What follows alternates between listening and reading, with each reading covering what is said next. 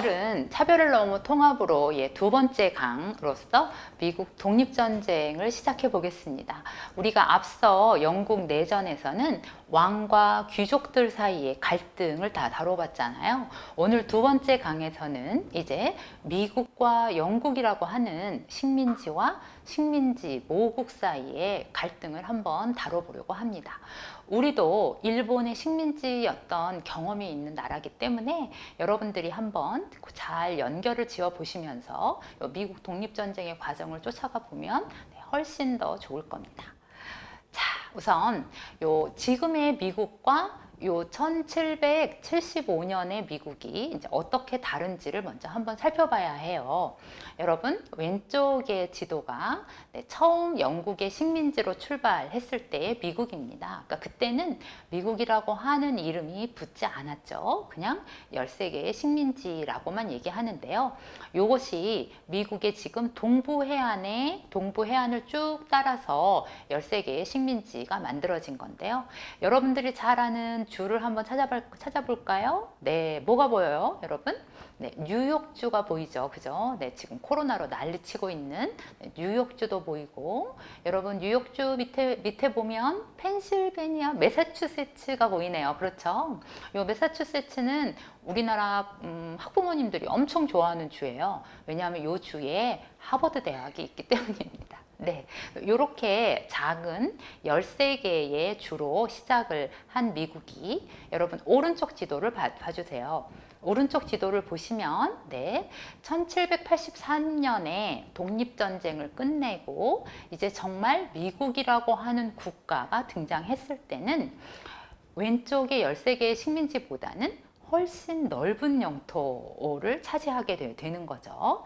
그랬다가 이제 그 중간에 여러분 거의 3분의 1에 해당하는 넓은 부분이 프랑스 식민지입니다.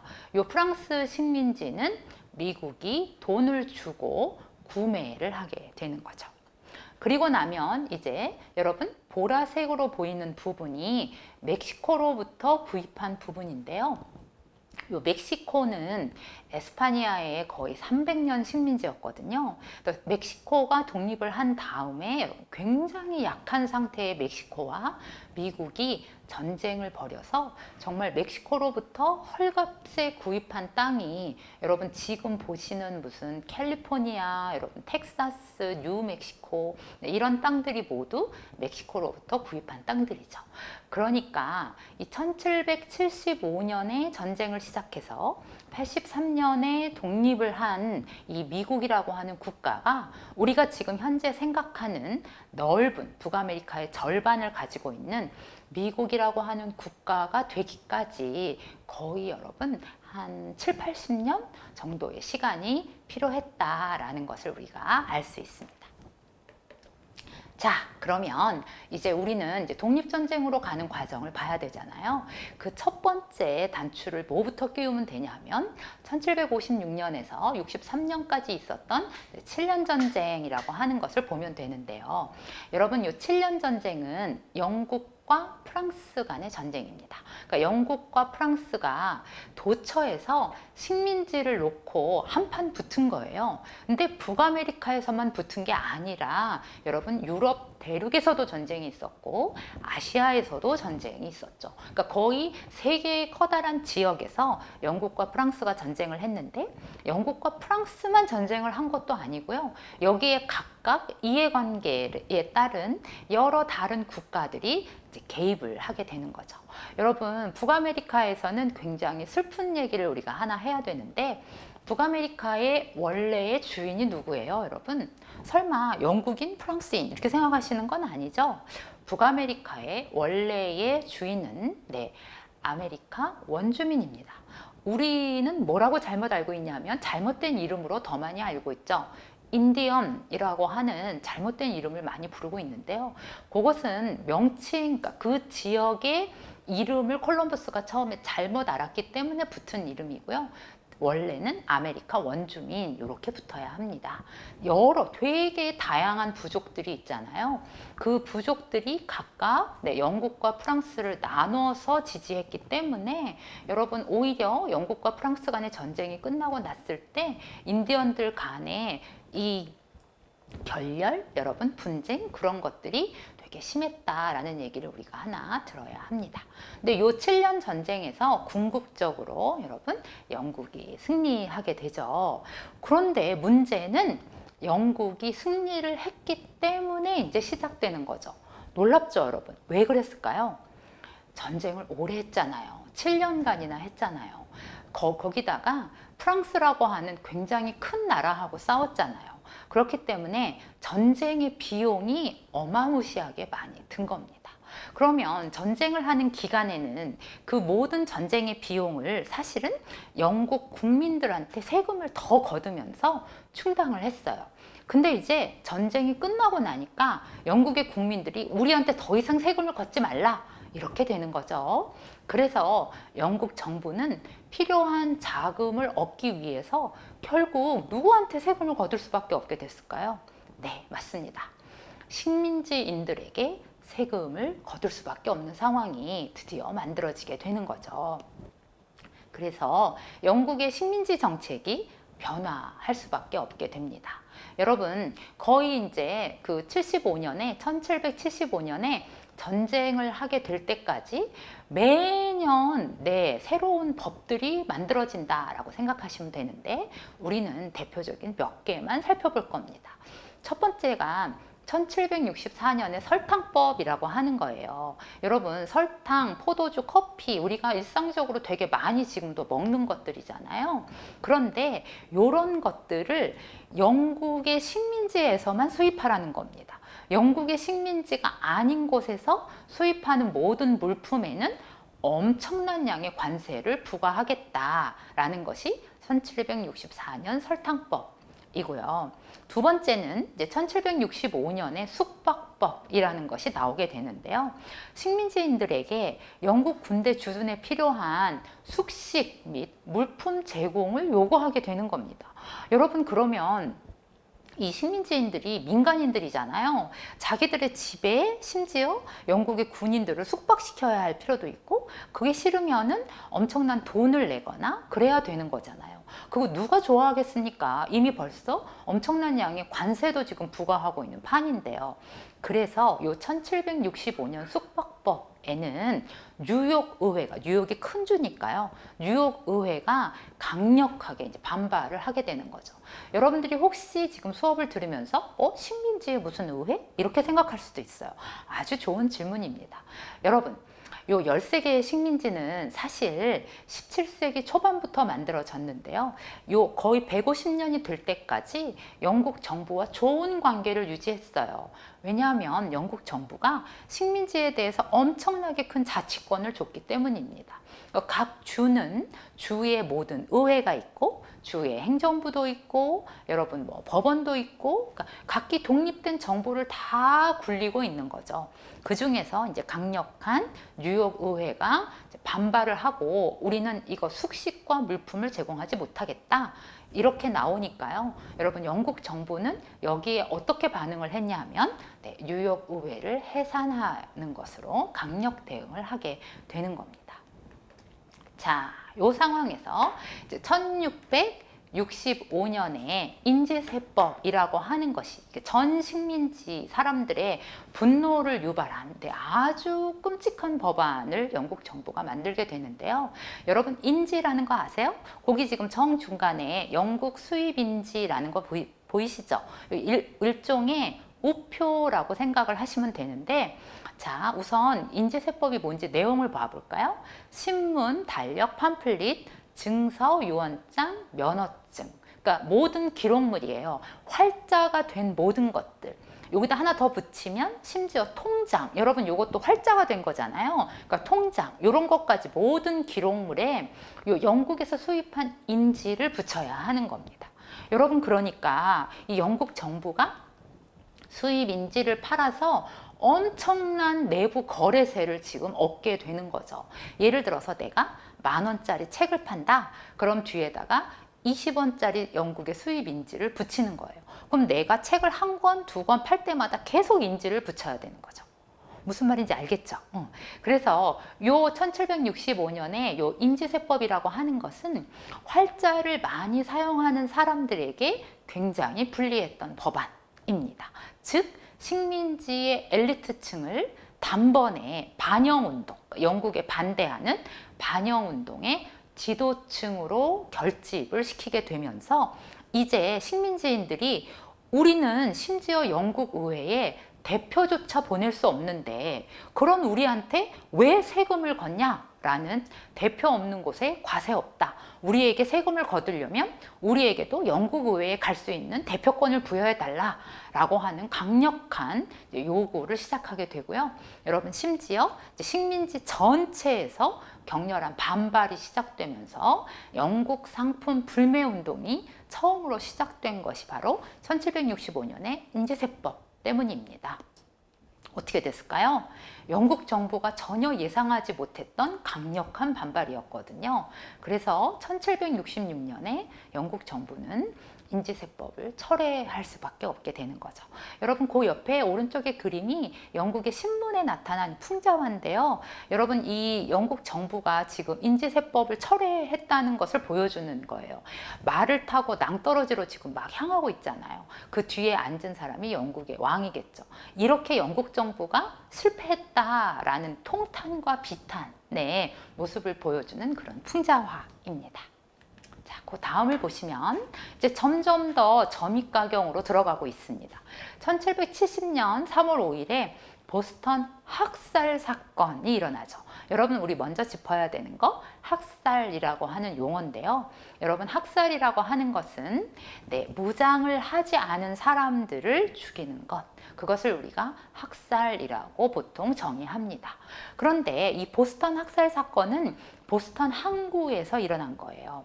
여러분 이 영국 정부가요 식민지인들에게 관세를 많이 부과하고 관세 감독관들이 여러분 보스턴 항구에 있는 건물에서 이제 일을 하고 있었는데 이 관세 감독관들을 괴롭히는 상황이 되게 심각하니까 이들을 보호하기 위해서 영국 정규군을 4개 연대를 주둔을 시켰어요. 근데 여러분 요 영국의 정규군들이 굉장히 임금이 박했다 그래요. 그러니까 요 정규군이 근무가 없는 날은 항구에서 이제 막노동을 해서 이른바 부업 한 거죠. 돈을 조금 더 받기 위해서. 근데 바로 그것 때문에 식민지 부두 노동자들하고 이제 갈등을 빚게 되는 겁니다. 왜 그런지 아시겠죠? 항구 노동은 워낙 식민지의 노동자들이 하고 있었던 건데 일자리를 가지고 영국군과 경쟁하는 상황이 만들어지게 된 거잖아요. 그래서 좋지 않은 감정을 가지고 있는 상황에서 여러분 요 1770년 3월 5일이 되게 추웠대요. 되게 추워서 눈이 막 쌓여 있었다고 합니다. 그래서 그 눈을 가지고 아이들이 장난삼아 보초를 서고 있는 영국 군인들에게 눈싸움을 시작을 했는데 여기에 이제 감정이 나빴던 그 성인들이 가세를 하면서 여러분 화가 얼마나 났겠어요 영국 군인들이. 그래서 눈덩이 그러니까 눈싸움에 그 눈밖에 없는 식민지인들에게 발포를 해버리게 되는 거죠.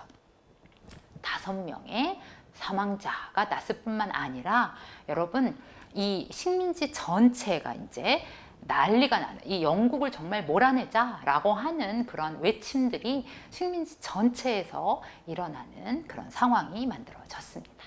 자, 근데 영국 정부는요 지금 계속 악순환을 두고 있는 중입니다. 1773년에 차세법, 우리가 티파티라고 하는데요. 여러분 그 동인도 회사 영국 최초의 주식회사거든요. 영국이 아시아의 무역 독점을 위해서 1600년에 만든 회사입니다. 근데 이 회사가 1770년대가 되면 정말 비실비실 사망 일보 직전에 지금 가게 돼요. 그래서 영국 정부가 동인도 회사에 심폐소생술을 하는 거죠. 그 심폐소생술이 바로 뭐냐 하면 식민지의 차를 독점적으로 판매할 수 있는 권리를 부여해 주는 겁니다. 여러분 그러면 동인도 회사가 파는 차는 값이 떨어지게 되는 거고요. 식민지 상인들이 파는 차는 값이 올라가게 되는 거죠. 그럼 결국 영국 정부의 바로 이러한 조치는 식민지 상인들에게는 어떻게 받아들여지냐면 우리 모두를 죽이려고 하는구나. 영국 정부에서 그렇게밖에 받아들일 수 없는 상황이 만들어지는 거잖아요. 식민지인들이 격렬한 저항을 하면서 영국 상품 불매 운동을 시작합니다. 차 안 마셔가 되는 거죠. 우리는 이제 영국 차 안 마실 거야. 그럼 뭐를 마시게 될까요, 여러분? 네, 맞습니다. 이때부터 커피가 미국 사람들의 이제 주 음료가 되는 거죠. 네. 그리고 여기서 끝난 게 아니라 자유의 아들들이라고 하는 단체에서 인디언 복장을 하고 보스턴 항구에 정박한 동인도 회사의 배에 올라가서 차를 바다에 던지는 사건이 발생합니다. 그림을 한번 볼까요? 네, 바로 요거예요, 여러분. 왼쪽 그림인데요. 그 동인도 회사에서 지금 차가 뭉게뭉게, 네, 엄청난 먼지처럼 그 항구에, 네, 녹차 바다가 되는 그런 순간입니다. 배에서, 네, 엄청 수톤의 차를 버리게 되는 건데요. 또 요거를 기념해서 여러분 1973년에 미국의 우체국에서 네, 4장의 우표 요거를 한꺼번에 모으면 네, 보스턴 티파티를 보여주는 기념 우표를 발행하기까지 한 되게 큰 사건입니다. 잠깐 앞으로 다시 돌아가 보면 네, 여러분 요거는 영국 정부의 입장에서 본다면 그냥 가만히 둘 수 없는 사건이죠. 그래서 여러분 영국 정부는 결국은 보스턴 항구를 폐쇄하게 됩니다. 여러분 식민지인들과 영국 정부 간의 갈등이 점점 커지고 있는 거죠. 이제 서로 주먹질을 누가 먼저 심하게 하느냐만 남아있는 그런 상황에서 여러분 식민지가 네, 자구책을 이제 만들게 되는 건데요. 언제 전쟁이 일어나도 이상하지 않은 상황이잖아요. 그래서 식민지 13개의 주가 모두 모여서 필라델피아에 모여서 여러분 필라델피아 대륙회의를 개최하고 조지 워싱턴을 총사령관으로 임명하게 됩니다.